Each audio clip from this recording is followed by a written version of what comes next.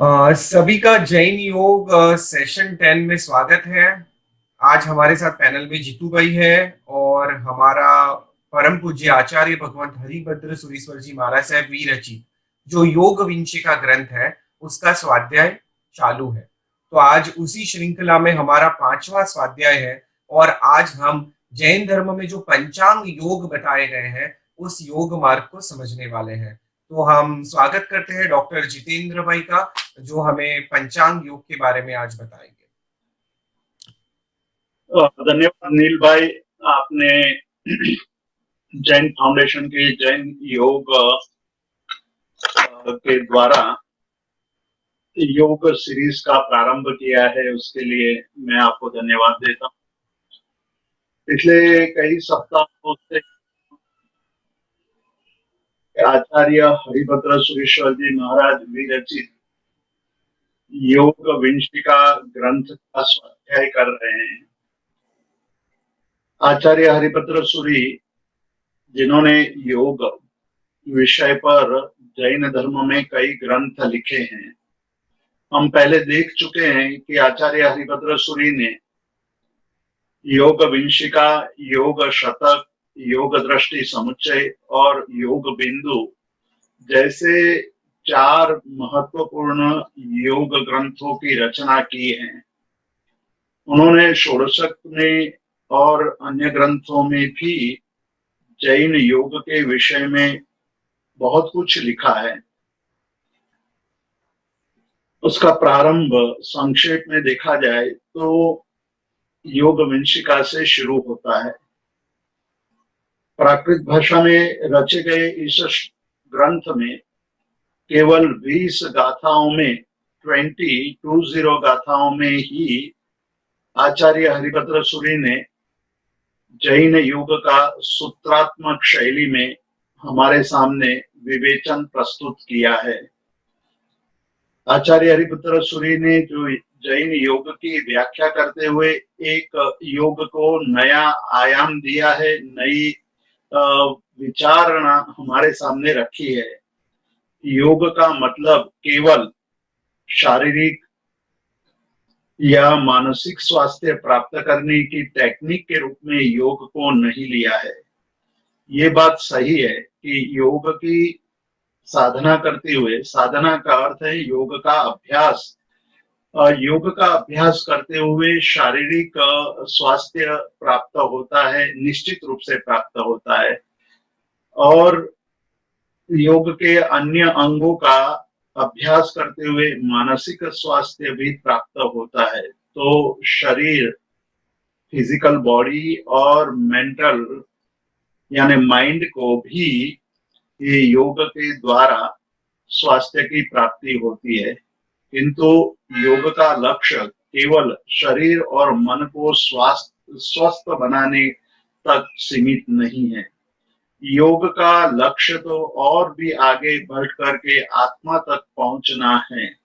मतलब जब तक अंतस्थल तक, यानी कि हमारे अंतर तक हम नहीं पहुंच पाएंगे, तब तक हमारे शारीरिक और मानसिक स्वास्थ्य से कोई विशेष लाभ नहीं मिलेगा।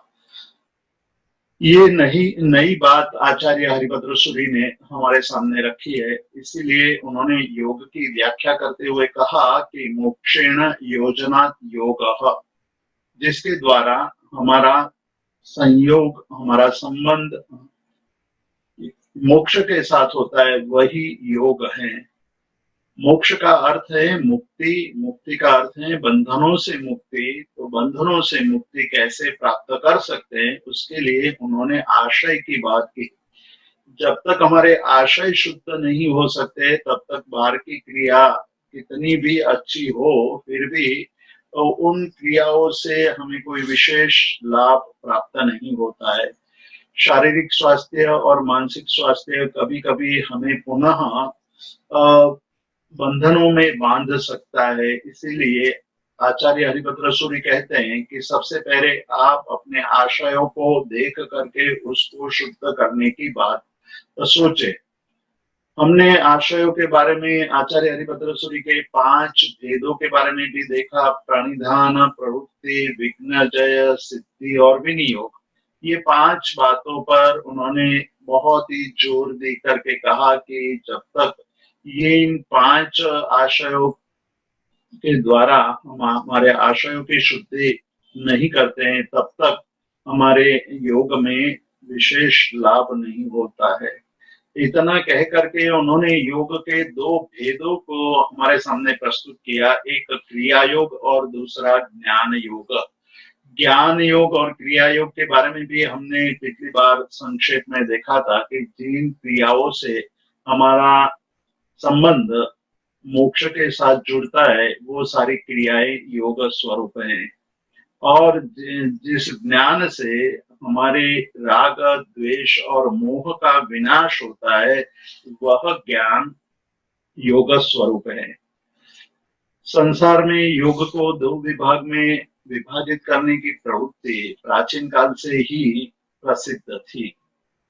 मतलब जब योग की बात करते थे तो कुछ लोग कहते थे कि क्रिया के द्वारा हम मोक्ष तक पहुंच सकते हैं, और वैदिक परंपरा में परमात्मा तक पहुंचने की बात की गई है कि हमें योग के द्वारा परमात्मा तक पहुंच सकते हैं। तो परमात्मा तक पहुंचना या आत्म साक्षात्कार करना वो योग का चरम लक्ष्य है। उस चरम लक्ष्य को प्राप्त करने के लिए क्रिया एक साधन बताया। क्रिया के द्वारा मतलब अलग अलग क्रिया, जैसे हम अष्टांग योग की बात करें तो उसमें यम, नियम, आसन, प्राणायाम, वहां तक की जो क्रियाएं हैं वो क्रियात्मक होने के कारण उसको क्रिया योग कहा है, और बाद की जो क्रियाएं हैं योग के अंग हैं उसको ज्ञान योग भी कह सकते हैं। वैसे प्राणायाम के बाद प्रत्याहार है, प्रत्याहार को भी कभी कभी हम क्रिया योग में ले जाते हैं और कभी उसको ज्ञान योग में भी ले जा सकते हैं। हमें ज्ञान योग की व्याख्या इस तरह समझनी है कि जिस ज्ञान से हम बंधनों से मुक्त हो सके वही ज्ञान ज्ञान है। वैसे ज्ञान को भारतीय परंपरा में ज्ञान कहा है। जिस ज्ञान से हमारे जीवन में बंधन बढ़ते हैं वो ज्ञान ज्ञान नहीं है, लेकिन वो ज्ञान अज्ञान है। वैसे ज्ञान की अपेक्षा हमें वो ज्ञान प्राप्त करना चाहिए जिस ज्ञान से हमारे बंधन नष्ट हो, हम मुक्ति के साथ जुड़ सके और मुक्ति पा सके। ऐसे इसीलिए सांख्य जैसे मार्ग, भारतीय परंपरा में जो विभिन्न मार्गों की बात आती है उसमें एक सांख्य नाम का दर्शन है। तो सांख्य दर्शन ये कहता है कि आत्मानं विद्धि, आत्मा को जानो, और कोई जानने और कुछ जानने की अपेक्षा जब आप आत्मा को जान लोगे तो आत्मा को जानने से पुरुष को जानना, आत्मानं विद्धि मतलब पुरुष, 2 तत्व माने गए हैं प्रकृति और पुरुष, उसमें से पुरुष को जान लेंगे, पुरुष का सही स्वरूप जान लेंगे तो प्रकृति से मुक्त हो पाएंगे, प्रकृति का जो बंधन है वो छूट जाएगा। जैन परंपरा में हम पुरुष मतलब आत्मा है और प्रकृति मतलब कर्म प्रकृति है। कर्म प्रकृति से मुक्ति पाने के लिए हमें ज्ञान प्राप्त करना चाहिए, और वैसे ज्ञान से या जिस ज्ञान से हमारे कर्म बंधन टूटते हैं वो योग है। तो इस प्रकार ज्ञान योग और क्रिया योग दोनों द्वारा हम मुक्ति तक पहुंच सकते हैं। मुक्ति तक पहुंचने के लिए 2 विधियां, 2 टूल्स हैं। ये दोनों टूल में से किसी एक टूल का हम उपयोग करके एक पद्धति का उपयोग करके हम मोक्ष के साथ जुड़ सकते हैं।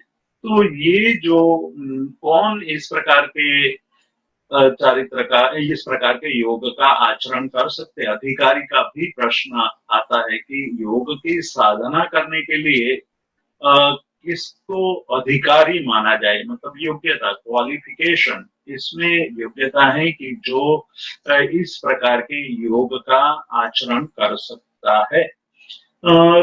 आचार्य हरिभद्र सूरी आदि जैनाचार्यों ने ये स्पष्ट रूप से कहा कि जो जीव के विकास की प्रक्रिया है वो बहुत ही सूक्ष्म सूक्ष्मतम बताई गई है।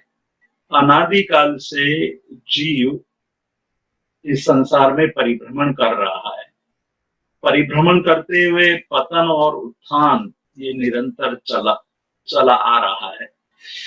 हमेशा उत्थान ही उत्थान नहीं होता है, मतलब प्रगति ही प्रगति नहीं होती है। कभी कभी सीढ़ियां चढ़ते हुए पैर फिसल जाता है तो पुनः वो नीचे आकर गिरता है।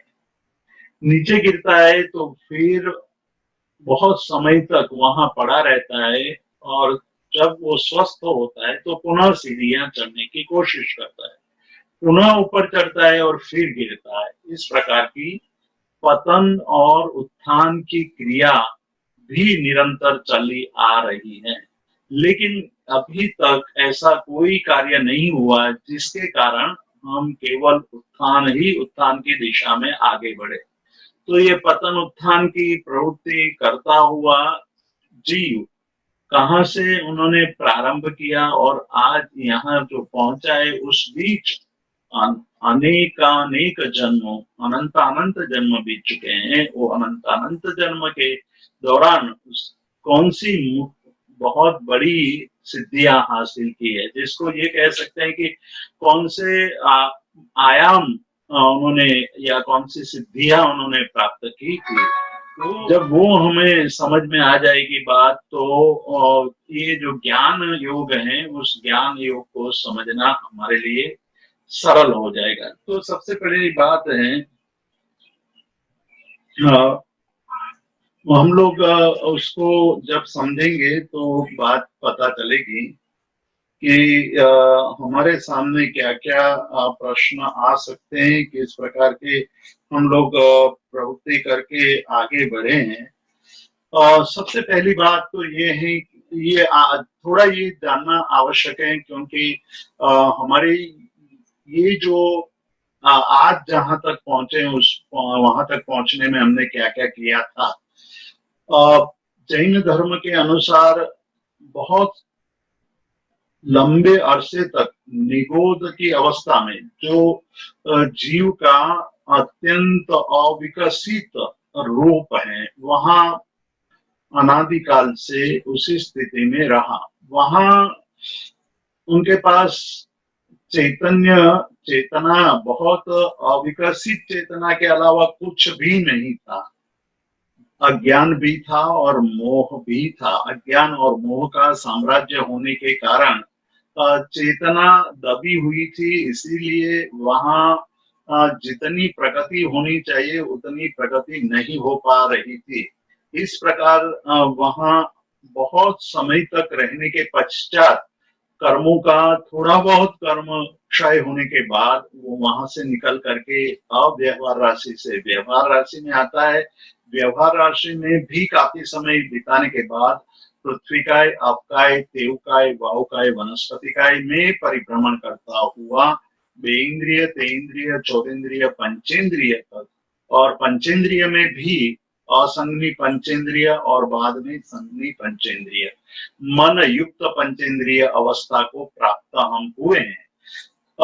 ये एक जीव विकास की शारीरिक अवस्था की दृष्टि से और उसके जो धीरे धीरे प्रगति हुई है उस हिसाब से इसका हमने कथन किया है। लेकिन आत्मिक विकास किस प्रकार से, कहां से, कैसे होता है, वो जानना आवश्यक है। यदि हमें योग की साधना में आगे बढ़ना है तो योग की साधना केवल, मैं कई बार कहता आ रहा हूं और बार बार इसमें हरिभद्र सूरी भी कहते हैं कि योग की साधना केवल शारीरिक मुद्राओं तक सीमित नहीं होनी चाहिए, अर्थात आसन तक सीमित नहीं होनी चाहिए। आसन आवश्यक है, स्थिर सुखम आसनम कह करके उन्होंने आसन को योग का एक अंग माना है। उसके बिना योग की साधना अधूरी रह सकती है। किंतु केवल आसन तक पर्याप्त नहीं है, आसन से बढ़कर के और भी बातें योग में आती हैं। तो आसन के अलावा क्या क्या बातें हमें सोचनी चाहिए, क्या क्या बातें हमें देखनी चाहिए, उसकी बात हमें यहाँ देखनी है कि सबसे पहले तो वो मार्गानुसारी अवस्था में आता है, यानी कि उसका जीवन थोड़े बहुत सदाचार युक्त बनता है। उनको लगता है कि अब मुझे कुछ अच्छे कार्य करने चाहिए, सत्य का हमें मार्ग अपनाना चाहिए, अहिंसा का पालन करना चाहिए, झूठ नहीं बोलना चाहिए, ब्रह्मचर्य का पालन करना चाहिए, परिग्रह नहीं करना चाहिए। इस प्रकार की अति सामान्य समझ वहां पैदा होती है और मार्गानुसारी, मार्ग के अनुसार जीने की प्रवृत्ति होती है। यहाँ जो सबसे पहला परिवर्तन आया है वो आया है कि मन को सरल बनाने की कोशिश, ट्रांसपेरेंट। मन सरल बनता है, मन जो सोचता है वही क्रिया करने लगता है, तब मार्गानुसारी। अभी तक जो वक्रता थी, दंभ था, कुटिलता थी, उसके कारण बोलता कुछ और था और करता कुछ और था। ऐसी स्थिति में विकास संभवित नहीं था। यहाँ जो परिवर्तन आया मार्गानुसारी प्रणामी, उसमें उनका मन सरल बनने लगा। मन सरल बनने के बाद अपुनर्बंधक अवस्था, जिसकी चर्चा और आगे विस्तार से आने वाली है, इसलिए मैं उसका विस्तार यहाँ नहीं करता हूँ। अपुनर्बंधक अवस्था से आगे बढ़कर के सम्यक दर्शन की अवस्था आती है और सम्यक दर्शन के बाद देश विरति, देश विरति यानी अब उनको लगने लगता है कि जीवन को अच्छी तरह जीने के लिए और आध्यात्मिक साधना के लिए, स्पिरिचुअल प्रोग्रेस के लिए हमें ये आवश्यक है कि कुछ छोटे मोटे व्रत त्याग के मार्ग पर आगे बढ़े। जीवन में भोजन करके मैंने बहुत कुछ हासिल नहीं किया है जो आंतरिक गुणों के विकास के लिए आवश्यक था। उस बातों को मैंने अभी तक देखा ही नहीं था, और वैसे विचार मन में आने लगते हैं और वहीं से व्रत का व्रत के प्रति उनका रुझान, उसके भावना बढ़ने लगती है। तब त्याग का प्रारंभ होता है कि भाई केवल भोजन करने से शरीर को पुष्ट करने की जो मैं बात सोच रहा था, वही शरीर धीरे धीरे स्थूल होता गया, मोटा होता गया, और मोटे शरीर के कारण प्रमाद बढ़ा, और प्रमाद के कारण हर एक जीवन के प्रत्येक कार्य में शिथिलता आ गई, और उसके कारण मेरे जीवन में जो मुझे प्राप्त करना चाहिए ऐसी कई बातें मैं प्राप्त नहीं कर पा रहा हूँ। तो वहां से उनके व्रत का पालन करने की शुरुआत होती है। पर यहाँ अभी इतनी ज्यादा साहस और इतना ज्यादा पराक्रम नहीं है कि वो बहुत आगे बढ़ सके, इसलिए थोड़ा थोड़ा प्रारंभ करता है। उसको देश विरति कहा है।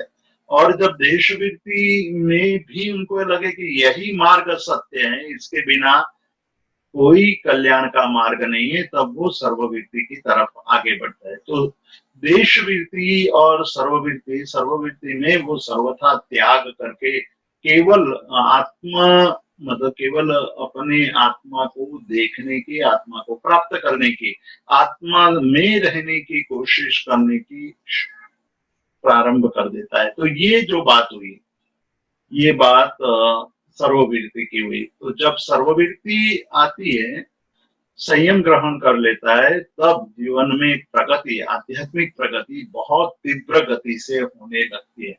ये एक सामान्य रूप से मैंने आपके सामने बात रखी है। विस्तार से तो कई घंटे तक इस पर हम चिंतन कर सकते हैं, लेकिन अभी उसकी आवश्यकता नहीं है। यहाँ जो क्रिया रूप और ज्ञान स्वरूप जो योग, दो योग बताए, उस दोनों योग में ये देश वृत्ति और सर्ववृत्ति धारी संयमी साधक होते हैं, उसमें दोनों प्रकार के योग संभवित है। मतलब कि योग के लिए योग का संबंध उन्होंने संयम के साथ जोड़ा। ये एक बहुत महत्वपूर्ण जैन योग की विशेषता है। पतंजलि ने योग को शुरुआत में जो यम नियम में व्रत के साथ जोड़ा है, लेकिन इतनी सूक्ष्मता से नहीं जोड़ा है। यहाँ योग की बात कह करके उसके अधिकारी के रूप में ये बात बताई कि योग्यता उसी में है, वही योग्य व्यक्ति है जो योग की साधना कर सकता है, जिसमें कहीं ना कहीं त्याग की भावना जागृत हो चुकी है। वो कुछ छोड़ने के लिए तैयार है। मतलब आज तक जीव यानी मनुष्य जो साधक आज तक केवल ग्रहण करने की अपेक्षा से जीवन जीता था, इकट्ठा करने की अपेक्षा से जीवन जीता था, संग्रह करता जा रहा था और संग्रह करते करते अपने को वो बहुत भरा भरा मानने लगा था। जैसे उपाध्याय यशोविदय जी ने ज्ञानसार अष्टक के प्रथम अष्टक में ही ये बात कही है कि संसार के महत लोग, मतलब अधिक संख्या में ये ही मानते हैं कि बाहर से पूर्ण होना ही पूर्ण है। मतलब बाहर से पूर्ण होने का मतलब है कि भौतिक साधनों की प्राप्ति में लगे रहना, और जैसे जैसे भौतिक सामग्री की प्राप्ति होती जाए वैसे वैसे अपने को पूर्ण होता हुआ मानने लगता है। लेकिन क्या यह सत्य है? क्या यही हमारा पूर्णत्व का लक्ष्य है? और ये ऐसी पूर्णता क्या सच्ची पूर्णता है? इस प्रकार के प्रश्न साधक अपने सामने प्रस्तुत करता है, तब उनके अंतर चक्षु खुलता है और वो देखता है कि मुझे जब बाहर से पूर्ण होने का मन हुआ तब मैंने बाहर की चीज वस्तुओं को एकत्र करते हुए अपने आप को भरने का प्रयास किया, लेकिन जैसे जैसे वस्तुएं भरती गई, मतलब बढ़ती गई, वैसे वैसे मैं अपने आप को बहुत ज्यादा खाली महसूस करने लगा। मतलब मैं जितनी भी वस्तुएं हमारे पास आती गई वैसे वैसे हमें अधिक से अधिक वस्तुओं प्राप्त करने का मन बनता गया, और एक समय ऐसा आ गया कि बहुत सारी चीजें प्राप्त हो गई, जीवन पूरा बीत जाए तभी कोई चीज और अधिक चीजों की आवश्यकता न रहे तब भी हमें ये लगने लगता है कि अभी भी कुछ नहीं मिला है, अभी और अधिक होना चाहिए। ऐसी वृत्ति से कभी योग के मार्ग में आगे नहीं बढ़ सकते हैं। और ऐसे साधक योग, बाहर के योग को करता हुआ भी अपने आप को अंदर से खाली ही महसूस करने लगता है। जब उस सारी सामग्रियों की प्राप्ति के पश्चात भी अपने आप को जब खाली महसूस करते हैं और वो थोड़ा बहुत भी जग जाता है, तब उनको ये पता चलता है कि बाहर की सामग्री से मैं भटक रहा हूँ, बाहर की सामग्री प्राप्त होने के पश्चात भी मैं पूर्ण नहीं हो पाया हूँ। इसीलिए कहा कि अपूर्य पूर्यमाणस्तु पूर्यमाणस्तु हीयते, अपूर्ण पूर्णता में पूर्यमाणस्तु हीयते। पूर्ण और अपूर्ण की व्याख्या करते हुए उन्होंने कहा कि जो अपने आप को बाहर की वस्तु से पूर्ण करने की कोशिश कर रहा है वो तो अपूर्ण ही है, अपूर्ण ही रहता है, वो कभी नहीं भरता है, उसको भरा नहीं जा सकता है। लेकिन जो अपने को खाली ही रखना चाहता है, वो ये मानता है कि मैं तो खाली ही हूँ, अपूर्ण ही हूँ, और अपूर्णता में मुझे पूर्णता खोजनी है, तो वो पूर्ण हो सकता है। मतलब जब अंदर से आप अपने आप को बाह्य पूर्णता को छोड़ करके अंदर की पूर्णता प्राप्त करने की कोशिश करेंगे तो पूर्णता की दिशा में आगे बढ़ सकेंगे। तो योग हमारी आंतरिक पूर्णता की तरफ ले जाने वाली एक क्रिया है, ये एक साधना है। ये बात हमें याद रखनी है, और वही बात को उन्होंने शास्त्रीय पद्धति में इस तरह प्रस्तुत किया कि मोक्षेण योजना योग, मोक्ष के साथ जुड़ना वही योग है। तो ये योग किस प्रकार से हो सकता है? यदि उसके योग्य व्यक्ति केवल देश चारित्र और सर्व चारित्रधारी आत्मा ही है, वैसे साधक ही योग को सही ढंग से प्राप्त कर सकते। तो योग किस प्रकार का है, योग किसे कहते हैं, योग के कितने प्रकार हैं, उसकी बात जैन धर्म अलग ढंग से करता है। जैन धर्म कहता है कि सबसे पहला योग है अध्यात्म। सबसे पहले अध्यात्म आना चाहिए। जब अध्यात्म की स्पिरिचुअलिटी की बात करते हैं कि जब अंदर से अध्यात्म, अ, सारी क्रियाएं, सभी क्रियाएं आत्म केंद्रित, आत्मा को लक्ष्य में रख करके करना, मतलब जब हम को आत्मा को लक्ष्य में रख करके क्रिया करते हैं तो हमारा जीवन पूरा बदल जाता है। यहाँ जो व्याख्या की है, बहुत अद्भुत व्याख्या की है। अध्यात्म किससे कहते हैं, अध्यात्म की व्याख्या बहुत लोगों ने और प्रत्येक भारतीय धर्मों ने अपने अपने ढंग से की है। यहाँ आचार्य हरिभद्र सूरी अध्यात्म की व्याख्या करते हुए कहते हैं कि अध्यात्म वह है कि जिन्होंने अपने उचित व्रतों का स्वीकार किया है, यानी शरीर से व्रतों का पालन हो रहा है, जितना भी हो सकता है उतने व्रतों का पालन करें, और व्रतों का पालन करते हुए मन में मैत्री आदि भाव परिपूर्ण रूप से भरे हुए होने चाहिए। यानी मैत्री आदि से हम जानते हैं कि मैत्री, प्रमोद, करुणा और मध्यस्थ, ये 4 भाव लेने हैं। योग किस प्रकार से सिद्ध हो सकता है? योग मार्ग आज पूरे विश्व में जिसकी बहुत प्रशंसा हो रही है, भारतीय संस्कृति का विश्व को ये बहुत बड़ा प्रदान है, सबसे बड़ा प्रदान है कि योग के बिना आज मानव जाति के लिए स्वस्थ रहना बहुत मुश्किल हो सकता है। ऐसे एक प्रक्रिया और आत्मिक स्वास्थ्य प्राप्त करने की ये अद्भुत प्रक्रिया हमें प्राप्त हुई है, वो हमारा सबसे बड़ा सौभाग्य है। लेकिन क्या योग हम सही ढंग से करते हैं, और योग, सही योग किसे कहते हैं, उसका हमें परीक्षण करना चाहिए, उसका चिंतन करना चाहिए। तो आचार्य हरिभद्र सूरी ने कहा कि सबसे पहला योग का अंग तो अध्यात्म है। अध्यात्म के बिना और आगे की सारी साधनाएं अधूरी हैं। मतलब कि आप बहुत सारे आसन कर लो, शीर्षासन सिद्ध कर लो।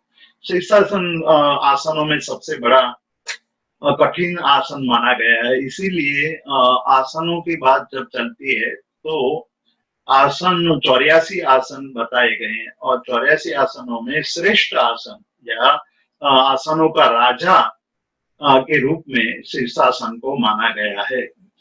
मतलब मस्तिष्क के आधार पर खड़े और शरीर को स्थिर करना, मतलब माथे को जमीन पर रख करके अपने पूरे शरीर को उल्टा कर देना, पैर ऊपर मस्तक नीचे, ये शीर्षासन है। उस शीर्षासन अत्यंत कठिन है, वो शीर्षासन भी सिद्ध कर ले, यानी कि आधे आधे घंटे तक शीर्षासन में स्थिर रहे, ऐसी स्थिति वाला साधक भी यदि अध्यात्म नहीं है तो उसके शीर्षासन की साधना व्यर्थ है। और आसनों तो उसके बाद बहुत सरल आसन है, इसलिए और आसनों की चर्चा यहाँ नहीं करते, केवल शीर्षासन की चर्चा करते हैं कि अध्यात्म नहीं है आपके अंदर, ये सारे आत्म भाव नहीं है, तो आप जो भी क्रिया कर रहे हैं, आसन आदि कर रहे हैं, प्राणायाम आदि कर रहे हैं, तो वो अधूरे हैं। इसीलिए कहा कि भाई अध्यात्म चाहिए। अध्यात्म में क्या आता है? तो व्रत आदि। व्रत आदि का मतलब है कि आपके जीवन में थोड़ा बहुत त्याग होना ही चाहिए। यदि आप आसन करके बहुत ज्यादा भोजन आदि करने लगेंगे तो आसन का लाभ प्राप्त नहीं हो पाएगा। मन को भी स्वस्थ करना है, और मन के स्वास्थ्य के लिए मैत्री भाव, जगत के सभी जीवों के प्रति मैत्री भाव, प्रमोद भाव दूसरा भाव है। दूसरा भाव हमें ये कहता है कि हमारे से अधिक गुणों वालों के प्रति हमारे मन में प्रमोद, आनंद का भाव होना चाहिए। सामान्य रूप से दूसरे के विकास को देख करके हमारे मन में ईर्ष्या भाव पैदा होता है, वो ईर्ष्या भाव पैदा नहीं होना चाहिए। परंतु हमारे मन में उसको देख करके आनंद होना चाहिए, और जब इस प्रकार का आनंद होता है तो हम उनके जैसे बनने की कोशिश करते हैं और हमारे अंदर एक भूमिका का निर्माण होता है जो उस प्रकार के गुणों को प्राप्त करने में निमित्त बनती है, वो भूमिका निमित्त बनती है। ऐसी भूमिका होनी चाहिए। करुणा, दुखी जीवों को देख करके मन में करुणा होनी चाहिए कि मैं उन लोगों के दुखों को दूर करूं, मेरे यथाशक्ति में कोशिश करूं कि मैं उन लोगों के दुखों को समाप्त कर सकूं। और मध्यस्थ भाव मतलब न राग की तरफ झुकना है, न द्वेष की तरफ झुकना है, मध्यस्थ मध्य में रह करके अपने चित्त को शांत रखना है। ये जो भाव, चार भाव, मैत्री, प्रमोद, करुणा और मध्यस्थ, बहुत ही उत्तम कोटि के ये भाव हैं। और बौद्ध धर्म में तो इसके लिए ये कहा कि यह ब्रह्म विहार है। ये चार भाव ब्रह्म विहार, कितना ऊंचा उसका दर्जा दिया कि जिस प्रकार से ब्रह्मलोक में विहार करने का अवसर मिलता है वो एक अद्भुत अनुभूति होती है। उसी प्रकार यदि हमारा मन मैत्री, प्रमोद, करुणा और मध्यस्थ भाव से जुड़ा हुआ है तो हम लोग ब्रह्म में जो आनंद प्राप्त करते हैं वही आनंद हम मनुष्य लोक में भी प्राप्त कर सकते हैं। तो अध्यात्म की बात, पहला योग का पहला चरण, योग का पहला अंग जिस प्रकार से अष्टांग योग है उसी तरह पंचांग योग, मैंने इसका नाम दिया है पंचांग योग। तो ये पंचांग योग का पहला चरण, पहला अंग है अध्यात्म। और अध्यात्म की व्याख्या करते हुए ये कहा कि आपके मन में थोड़े बहुत त्याग के, व्रत के संस्कार जागृत होने चाहिए। उस जागृति के साथ साथ मन के अंदर मैत्री, प्रमोद, करुणा, मध्यस्थ भाव होना चाहिए। ये मानसिक मन के विकारों को शांत करता है।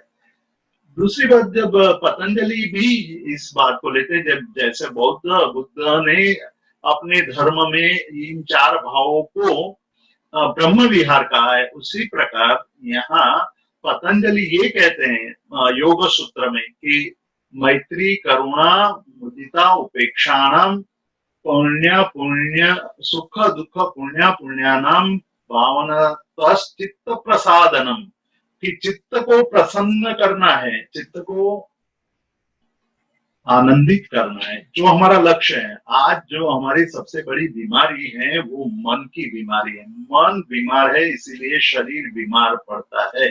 भोजन की कोई कमी नहीं, अच्छे से अच्छा भोजन करने वाला भी दुखी है, रोगी है। उसका कारण मूल है वो मन है। मन के अंदर पड़े हुए विचार जो ईर्ष्या के भाव हैं, क्रोध के विचार है, लोभ और मान और माया के विचार हैं, वही विचार, वही मन के विचार धीरे धीरे धीरे अंदर पड़े हुए इन विकारों के कारण सड़न पैदा होती है और वो सड़न धीरे धीरे शरीर में मूर्त रूप में रोग के रूप में प्रकट होती है। तो जिनके मन में, विचारों में मैत्री आदि भावना है, भावना तस् चित्त प्रसादनम, पतंजलि योग सूत्र में ये बहुत बहुत स्पष्ट कह रहे हैं कि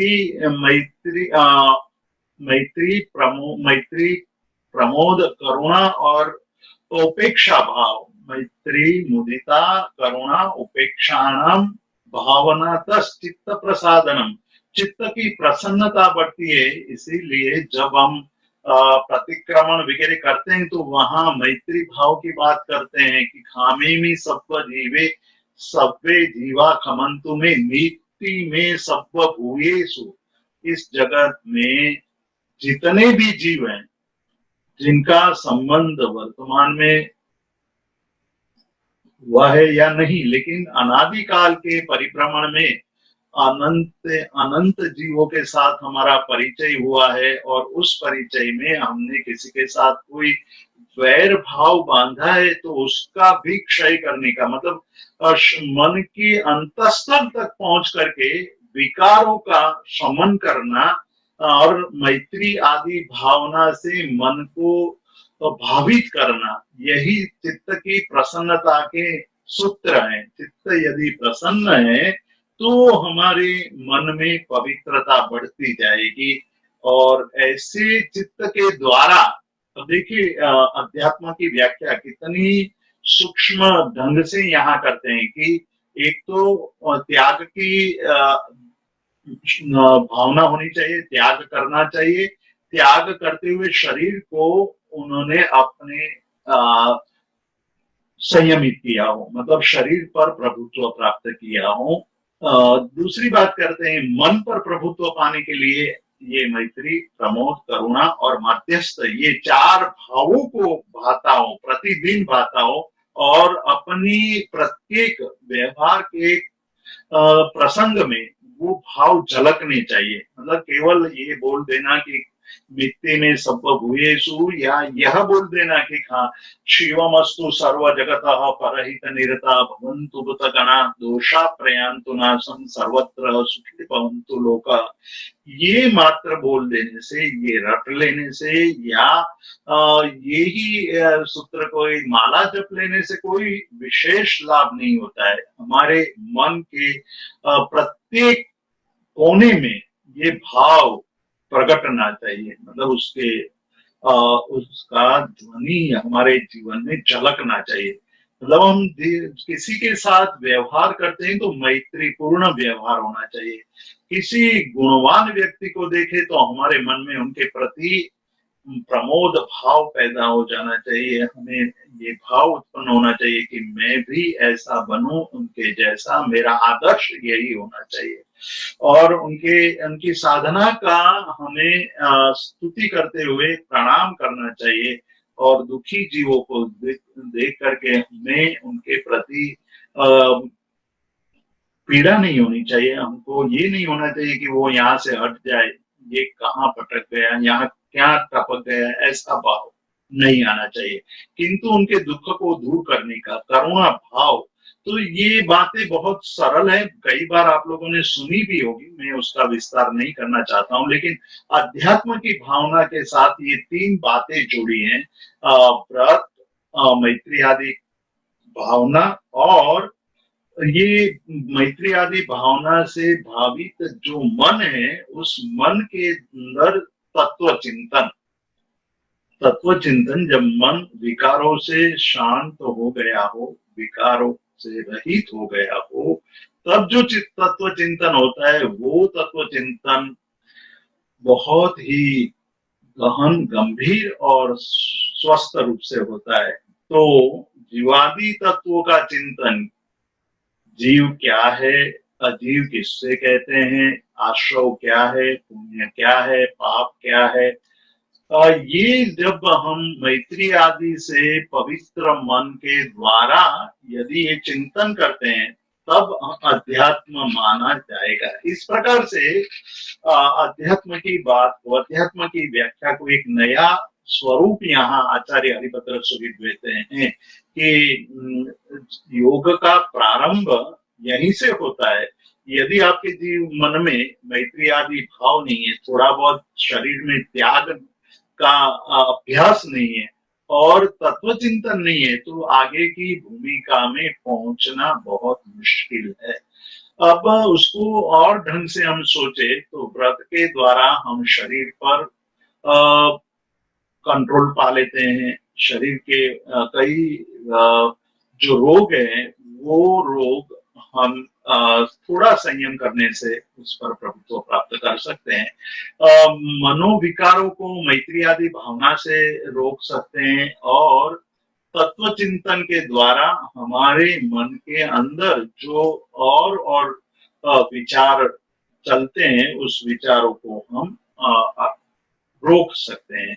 तो इस प्रकार से अध्यात्ममय जीवन बनता है, तो व्यवहार में भी एक नए प्रकार का आनंद का अनुभव होने लगता है। तो योग का जो ये प्रारंभ यहाँ माना गया है, वो एक अलग ढंग से हमारे सामने रखा कि योग यदि इस प्रकार से किया जाता है तो बहुत बड़ी साधना, बहुत बड़ी सिद्धि हो सकती है। उसके बाद योग का दूसरा अंग आता है। दूसरा अंग है भावना। भावना शब्द हमारे सामने एक मन का चिंतन के रूप में हमने दिया है। हम जानते हैं कि हमारे मन के अंदर जो भाव उत्पन्न होते हैं उस भाव को ही भावना कहा है। और जब भावना की बात सुनते हैं तो जिन्होंने तत्व का अभ्यास किया है या जिन्होंने तत्वार्थ सूत्र का अभ्यास किया उनके सामने ये बात आती है कि भावना मतलब 12 भावना, अनित्य, अशरण, संसार, एकत्व, अन्यत्व, शुचित्व, आश्रव, संवर, निर्जरा, धर्म, लोक, बोधि, धर्म, लोक, दुर्लभ, बोधि, दुर्लभ, और धर्म सुवाख्या, धर्म में अच्छी तरह कहे हुए तत्व, ये सारे का चिंतन करना ही भावना है, ऐसा हम मानते हैं। ये भावना की तात्विक व्याख्या हुई, सैद्धांतिक व्याख्या हुई। तो उमा स्वाति जी जब भावना की व्याख्या करते हैं तब कहते हैं कि तत्वानुचिंतनम अनुप्रेक्षा, तत्व का चिंतन करना ही अनुप्रेक्षा है। अनुप्रेक्षा अर्थात बार बार उसका चिंतन करना। यहाँ अलग ढंग से आचार्य हरिभद्र सूरी योग को लक्ष्य में रख करके, क्योंकि योग ग्रंथ है, योग की बात कर रहे हैं, योग किस तरह से सिद्ध हो और अंत में योग के द्वारा जो हमारी साधना जितनी तीव्र गति से आगे बढ़ती है, इतनी तीव्र गति से कि जब आप इस प्रकार से इसमें जो टेक्निक बताई गई है हम देखेंगे आगे चल करके, ये योग विंशिका के जितने श्लोक होते जाएंगे वैसे वैसे हम योग के गहन विषय में प्रवेश करते जाएंगे और हम देखेंगे कि केवल 20 श्लोक में हमें मुक्ति की तरफ प्रयाण करने में कितना ये मार्गदर्शक बन सकता है ये ग्रंथ, वो बात करेंगे। तो पहली बात तो अध्यात्म के द्वारा हमने जो कुछ प्राप्त किया है उसको आगे बढ़ाने की बात है। दूसरा चरण आता है, योग का दूसरा चरण या योग का दूसरा अंग है, वो दूसरा अंग भावना है। यहाँ भावना का अर्थ है कि हमने अध्यात्म द्वारा जो स्थिति प्राप्त की है, अध्यात्म में व्रत आ गया है, अध्यात्म में मैत्री प्रमोद करुणा मध्यस्थ भाव आया है और अध्यात्म में तत्व चिंतन आया है। ये तीन बातें अध्यात्म में आई है। तो ये अध्यात्म को ही बढ़ाना वही भावना है। अब साधक के मन में ये बात आ जाती है कि मैं अपने जीवन में जो मुझे ये तीन बातें प्राप्त हुई है, तीन चीजें प्राप्त हुई है, उसको मैं कैसे बढ़ाता जाऊं।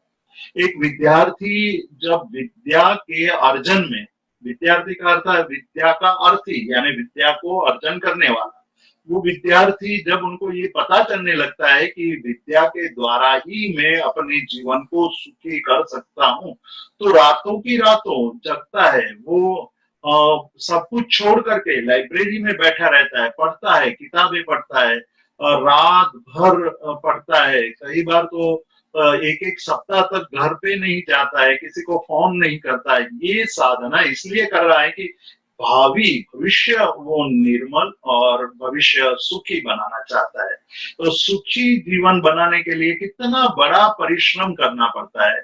और जब वो व्यवसाय करने लगता है तो उनके सामने ये बात आने लगती है कि व्यवसाय के द्वारा, बिजनेस के द्वारा मैं जितना अधिक परिश्रम करूंगा उतना ही मुझे अधिक पैसा मिलेगा, जितना अधिक पैसा मिलेगा उतना ही मैं जल्दी निवृत्त रिटायर्ड हो पाऊंगा और रिटायर्ड होकर के पूरे विश्व में परिभ्रमण कर पाऊंगा, अपने शौकों को पूरा कर पाऊंगा, अपने आनंद को मैं लूट पाऊंगा और सुख से जीवन जी पाऊंगा। इसलिए वो और परिश्रम करने लगता है और परिश्रम करते हुए धन को अर्जित करता है।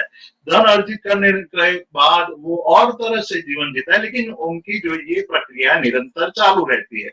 तो व्यक्ति का एक स्वभाव बन जाता है कि प्रयत्न करते रहो, जहां हमें जितना चाहिए उससे अधिक पाने की कोशिश करता है। आध्यात्मिक मतलब कि स्पिरिचुअल फील्ड में उससे अलग बात हो जाती है।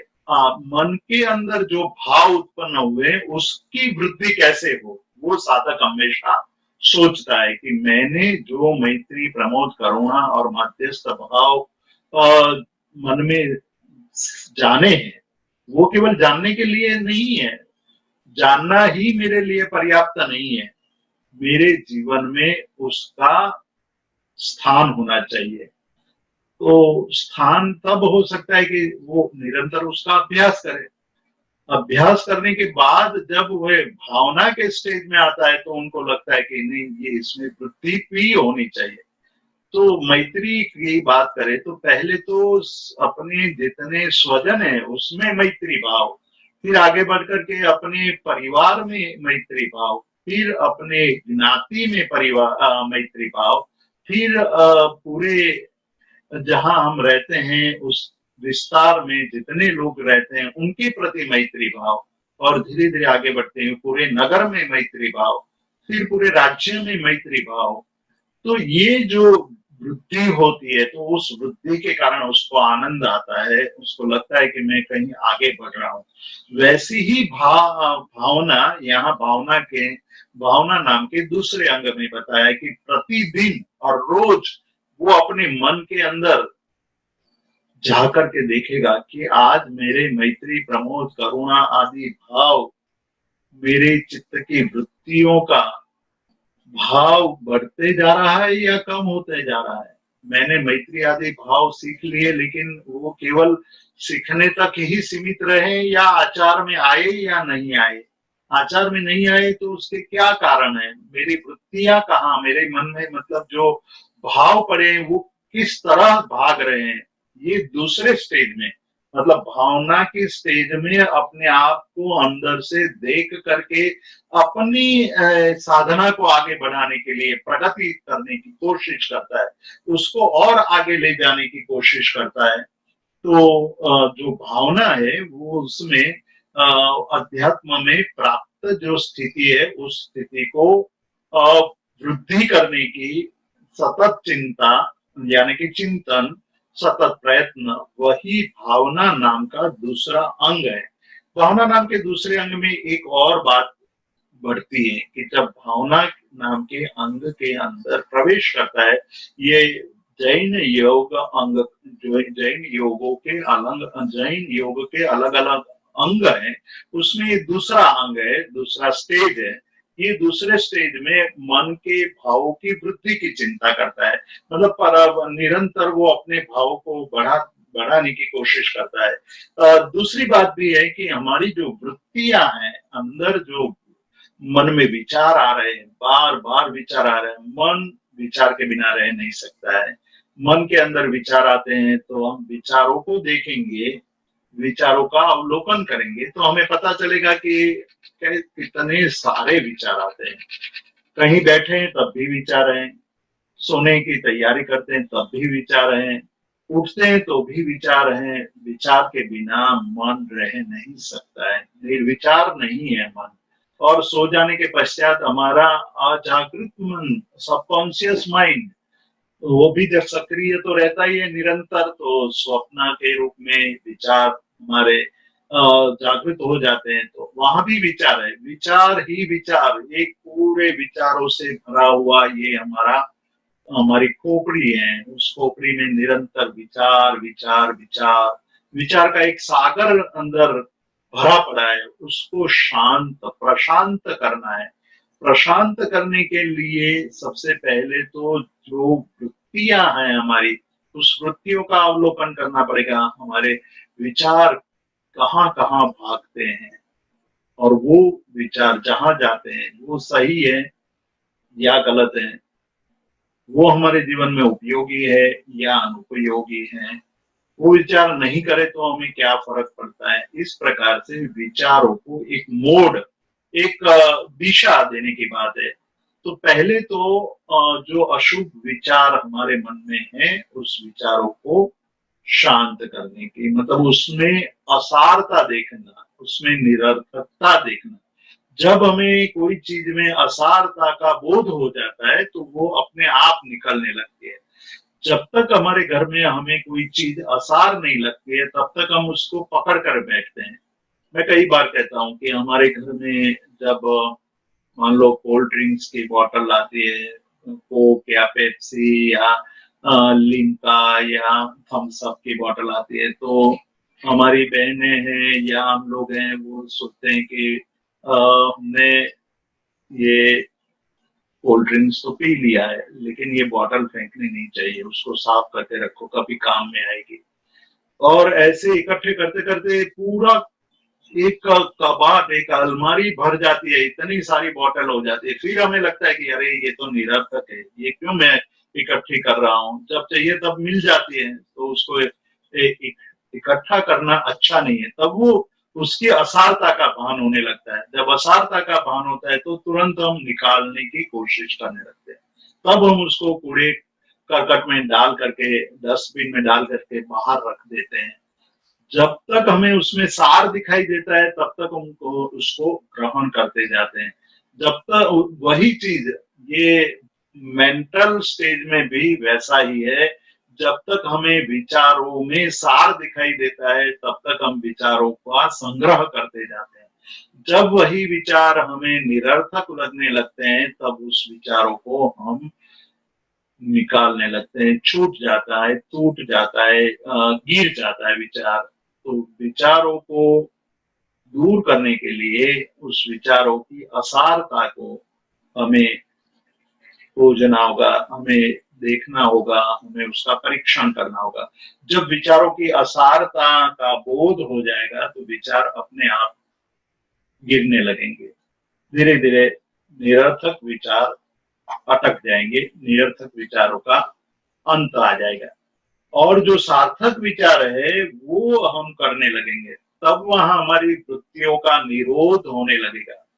वृत्ति मतलब विचारों से वृत्ति बनती है, विचार वृत्तियों से प्रवृत्ति होती है, प्रवृत्ति से हम और ज्यादा सक्रिय हो जाते हैं। सक्रिय हो जाते हैं तो हमारा पूरा समय उसी को प्राप्त करने में या तिरस्कार करने में बीत जाता है। तो इस प्रकार से हमारे जीवन का पूरा समय इसी प्रकार निकलता जाता है, व्यर्थ होता जाता है। उसमें से मार्ग निकालने के लिए ये कहा कि हमारी जो वृत्तियां हैं उसका संशोधन करना है, हमारे अंदर, मन के अंदर पड़ी हुई वृत्तियों का निरोध करना है। तो बीज तो बना है वो मैत्री आदि भाव, मैत्री, प्रमोद, करुणा और माध्यस्थ भाव, इसीलिए उनको धर्म बीज कहा है। कि वो यदि हमारे मन में है, प्रति क्षण प्रत्येक जीव के प्रति मैत्री भाव, गुणवान के प्रति प्रमोद भाव, दुखी जीवों के प्रति करुणा भाव और क्लिष्ट है ऐसे जीवों के प्रति माध्यस्थ भाव, ऐसा भाव, ऐसे भाव को धर्म बीज कहा है। और भावना के स्टेज में वही धर्म बीज को अंकुरित करके बढ़ाना है। मतलब जिस प्रकार से बीज को जमीन में बो करके उसको पानी पिलाते हुए उस बीज से वृक्ष और वृक्ष से उसका फल तक की अवस्था तक हमें पहुंचाना है। तो पहले तो जब बीज होता है, जो बीज जमीन में बोया जाता है, तो उसकी रक्षा, सुरक्षा करना आवश्यक है और उसको प्रवर्धमान बनाना आवश्यक है। जब वो अंकुरित हुआ, जब वो बीज बोया जाता है तो बीज में से अंकुर होता है, और धीरे धीरे अंकुर होता है तो बहुत कोमल होते हैं। वो अवस्था बहुत कोमल है, बहुत छोटे से प्रयास से उसको नष्ट किया जा सकता है, बहुत जल्दी नष्ट हो जाता है। तो जब हमारे अंदर मैत्री, प्रमोद, करुणा और मध्यस्थ भाव बीज स्वरूप में पड़े हुए हैं तब तो वो तुरंत नष्ट हो सकता है। एक तरफ हमारे सामने राग, द्वेष और मोह की आंधी लगी हुई है, तो वहां यदि हम जागृत नहीं रहेंगे तो ये धर्म बीज यानी मैत्री, प्रमोद, करुणा, मध्यस्थ भाव तुरंत विलीन हो सकते हैं राग द्वेष की आंधी के सामने। तो वो उसको हमें सुरक्षित रखना है। ये भावना रूपी दूसरे अंग का कर्तव्य है। उसमें हमें इतनी सजगता बनानी है कि उस सजगता के कारण हमारे अंदर जो मैत्री, प्रमोद, करुणा, मध्यस्थ भाव है वो अंकुरित हो जाए, और अंकुरित हो जाए उसके बाद उसका पोषण करते हुए पौधा बने, पौधे से वो छोटा वृक्ष बने, छोटे वृक्ष बड़ा वृक्ष। जब बड़े वृक्ष बन जाता है तो फिर हमें बहुत चिंता नहीं रहती है। तो इस प्रकार से हमारे भावों की वृद्धि करना और चित्त की वृत्तियों का शमन करना, ये दूसरा योग का अंग है। अब हम आगे जो और तीन अंग हैं बहुत महत्वपूर्ण है। ये कक्षाएं भिन्न भिन्न कक्षाएं आध्यात्मिक विकास की और योग की योग विकास की कक्षाएं, उसकी चर्चा हम आने वाले समय में करेंगे। दो अंग की बात यहाँ समाप्त होती है, तीसरे अंग की बात हम अगले सप्ताह करेंगे। Thank you so much Jeetu भाई। आज आपने बहुत ही सुंदर पंचांग योग में से दो योग की बात बताई और साथ ही चार भावनाओं के ऊपर बहुत ही सुंदर विवेचन और विश्लेषण आपने किया। किसी को कोई प्रश्न है तो चैट विंडो के अंदर टाइप करें। दुष्यंत शाह जी, मैंने आपको पैनल के ऊपर लिया हुआ है, आप प्रश्न आपका पूछ सकते हो। हेलो। हाँ दुष्यंत जी। तो प्रणाम। हाँ प्रणाम दुष्यंत भाई। हाँ, હવે મૈત્રી, કરુણા, પ્રમોદિતા અને કૃતજ્ઞતા, એટલે કૃતજ્ઞતા અને મધ્યસ્થ ભાવ સેમ કહેવાય અને કે જુદું કહેવાય? हाँ, मध्यस्थ भाव और कृतज्ञता के भाव में बहुत अंतर है। कृतज्ञता का भाव मतलब किसी हमारे उपकार किया है, उस उपकार का बोध, वो कृतज्ञता है। और मध्यस्थता का अर्थ है किसी को हमने समझाया कि ये काम गलत है, उसको नहीं करना चाहिए, किंतु वो मान नहीं रहा है। वो वही बात दोहरा रहा है, वही कार्य करता रहा है। उस समय हमारे मन की स्थिति, उनको बार बार वो गलत काम करते हुए देख करके हमें पीड़ा भी हो सकती है, हमें क्रोध भी आ सकता है, हम उसको डांट भी सकते हैं। इस प्रकार विभिन्न भाव उत्पन्न होने की संभावना वहां बनती है। उस समय कहते हैं कि अपने मन को स्थिर रखना और मन को ये बात समझाना कि यदि मेरा पुण्य होता तो मेरी बात को वो नहीं टालता। पुण्य की मैं उनको समझा पाता हूँ, उनको गलत काम हुए उस समय अपने आप को है ना, मतलब मन में और कोई दुर्भाव नहीं होने देना, वो मध्यस्थ भाव है। हाँ, क्योंकि बौद्धिज्म में मैत्री, करुणा, प्रमोदिता और कृतज्ञता कहा है, और यहाँ पे हमारे वहाँ मैत्री, करुणा, प्रमोदिता एंड मध्यस्थ भाव कहा है। नहीं, मैत्री बुद्धिज्म में कृतज्ञता नहीं, उपेक्षा है। मैत्री, प्रमोद, करुणा, उपेक्षा, उपेक्षा भाव कहा है कि भाई अब मान जाए तो उसकी उपेक्षा करो, अब आप छोड़ दो, उसके पीछे बहुत ज्यादा समय मत बिगाड़ो। फिर कृतज्ञता अलग भाव है। बिल्कुल बिल्कुल। तो इसी के साथ जगत के सभी जीवों का कल्याण हो, जगत के सभी जीव हमारे मित्र है, कोई भी हमारा वैरी नहीं है, इस भावना के साथ प्रार्थना। अणु परमाणु शिव बनी जाओ, आखा विष्णु मंगल थाओ, सर्वे जीवो मोक्षे जाओ। कामेनि सव्व जीवे सव्वे जीवा खमन्तु मे, मित्ति में सव्व भूयेषु वैरम मज्जन केणि। सर्वथा सौ सुखी थाओ, पाप ना कोई आचरो, राग द्वेषति मुक्त बनीने, समता सौ समाचरो।